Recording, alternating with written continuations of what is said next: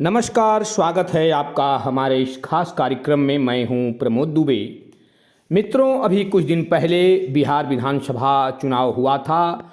NDA ने शानदार प्रदर्शन किया, परिणाम भी उसके पक्ष में आए और विपक्ष हैरान हुआ। विपक्ष वोट चोरी का आरोप लगाता है और वो कहता है कि 10,000 रुपये में उन्होंने बिहार की जो महिलाओं का है वो वोट खरीद लिया। बात बढ़ती गई और अगर आपने चुनाव पर ध्यान दिया होगा तो एनडीए ने भी कहा कि वह युवाओं को रोजगार देंगे और राष्ट्रीय जनता दल के जो नेता हैं तेजस्वी यादव ने भी कहा। कुल मिलाकर के मेरे मित्रों, बेरोजगारी की जो समस्या है उत्तर प्रदेश और बिहार में दिनों दिन बहुत गंभीर होती जा रही है और जो परिणाम हो रहा है, जो समाधान निकालने की कोशिश हो रही है वो बहुत कम है और एक तरह से कहा जाए तो अपर्याप्त है। तो ऐसे में मित्रों, आज हम एक ऐसे कंपनी की कहानी आपको सुनाने जा रहे हैं। यदि उस तरह की कंपनी उत्तर प्रदेश और बिहार में स्थापित की जाए तो संभवतः बेरोजगारी पर एक बहुत सीमा तक हम नियंत्रण कर सकते हैं। मित्रों, आपने अमूल डेयरी का नाम अवश्य ही सुना होगा। अमूल से आपका प्रतिदिन का संबंध भी होगा और वह इसलिए कि अमूल मक्खन, दही, पेय पदार्थ, पनीर, घी, आइसक्रीम, चॉकलेट सब कुछ तैयार करता है और ये ऐसे खाद्य पदार्थ हैं जिनका उपयोग हम और हमारा परिवार करता है।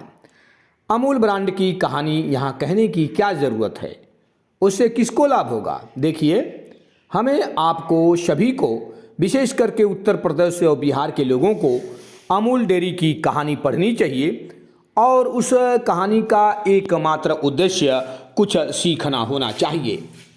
अमूल की कहानी बताती है कि कैसे इस दूध कंपनी ने, जिसने अंग्रेजों से भारत की आज़ादी से पहले 14 दिसंबर 1946 को गुजरात के आणंद में अपनी स्थापना की, उस समय के लाखों डेयरी किसानों को आर्थिक आज़ादी और महिला सशक्तिकरण दिलाने में सफलता प्राप्त की और आज भी ऐसा कर रही है।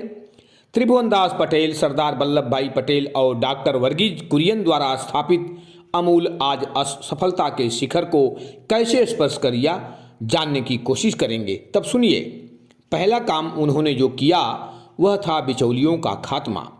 अमूल की व्यावसायिक रणनीति का एक महत्वपूर्ण पहलू यह था कि इसकी शुरुआत इसलिए हुई क्योंकि उस समय किसानों का अंग्रेजों और बिचौलियों द्वारा शोषण हो रहा था। अमूल डेयरी ने बिचौलियों को हटाकर और किसानों को सीधे अमूल्य डेयरी में अपना दूध बेचने की अनुमति दी। इससे क्या हुआ? बड़ी संख्या में किसान गुजरात सहकारी दुग्ध विपणन संघ का हिस्सा बन गए। मित्रों, हमें उत्तर प्रदेश और बिहार में इससे सीखना क्या है? उत्तर प्रदेश बिहार में दुग्ध उत्पादक किसानों का अगर कहीं शोषण हो रहा है, बिचौलियों का बोलबाला है, तब हमें उसे रोकना होगा।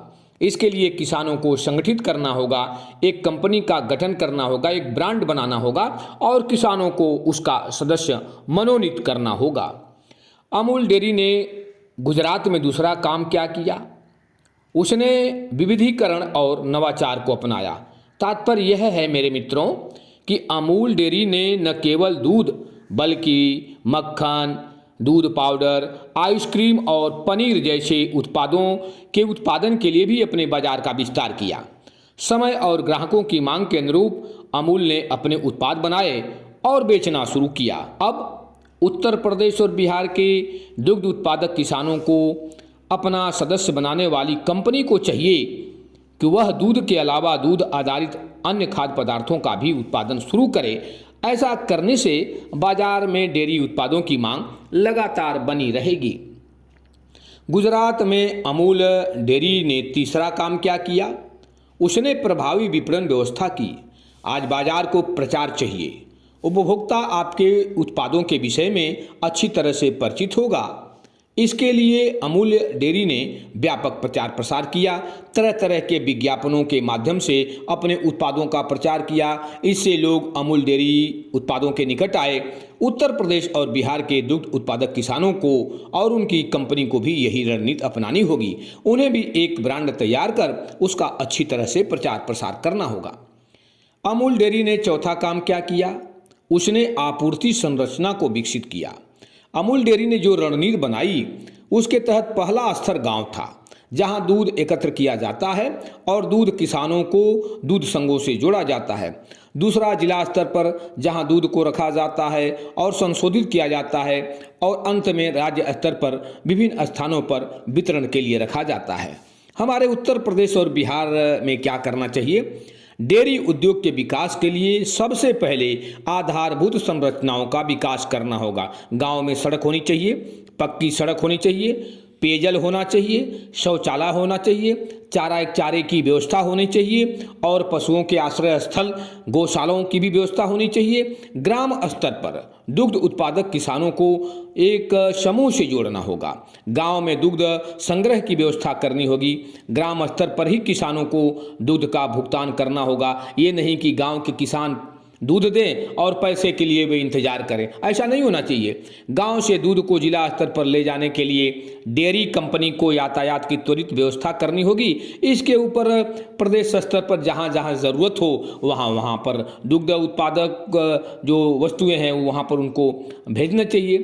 अमूल ने सदैव नए नए उत्पाद पेश किया है। दूध से बने उत्पाद, मिठाइयाँ और यहाँ तक कि फ्रोजन फूड भी शामिल है। यहाँ तक कि अमूल ने हल्दी आइसक्रीम और अदरक दूध जैसे इम्यूनिटी बढ़ाने वाले उत्पादों की एक श्रृंखला भी पेश की है। उत्तर प्रदेश और बिहार में भी इसी तरह के नए नए उत्पाद करके बाजार में भेजना चाहिए। अमूल डेयरी के जो जनक थे डॉक्टर कुरियन, उन्होंने किसानों की उनकी जाति नहीं देखी, लिंग या धर्म नहीं देखा। बिना रोजगार, बिना किसी भेदभाव के उन्होंने रोजगार लोगों को दिया। जातिवाद में जकड़े उत्तर प्रदेश और बिहार में भी बिना किसी भेदभाव के सभी को समान अवसर दिया जाना चाहिए। महिलाओं को भी आगे आना होगा। गाय भैंस से दूध प्राप्त करके अपने गांव के दुग्ध संघों को आपूर्ति करना चाहिए। उन्हें स्वावलंबी बनाने के लिए हमें काम करना चाहिए। अमूल ने गुजरात की ग्रामीण महिलाओं में एक उनकी स्थिति बेहतर कर दी, जिससे वे अपने परिवार का भरण पोषण करती हैं। मेरे मित्रों, इस वीडियो को यदि आप ध्यान से सुन रहे हैं, तस्वीरें तो हमने AI से ली है, उस तस्वीरों का कोई खास महत्व नहीं है। बस बात यह है कि आप जहां हैं वहीं से सोचिए, अपने गांव के विषय में सोचिए। आप किसी भी पार्टी के हैं, उत्तर प्रदेश में भारतीय जनता पार्टी के हैं, समाजवादी पार्टी के हैं, बहुजन समाज पार्टी के हैं, कांग्रेस के हैं या किसी भी दल के हैं, बिहार के आप भाजपा के हैं, जदयू के हैं, राष्ट्रीय जनता दल के हैं, कांग्रेस के हैं या किसी के भी हैं, आप विचार करिए कि क्या डेयरी उद्योग से उत्तर प्रदेश और बिहार का विकास किया जा सकता है? क्या बेरोजगारी को दूर की जा सकती है?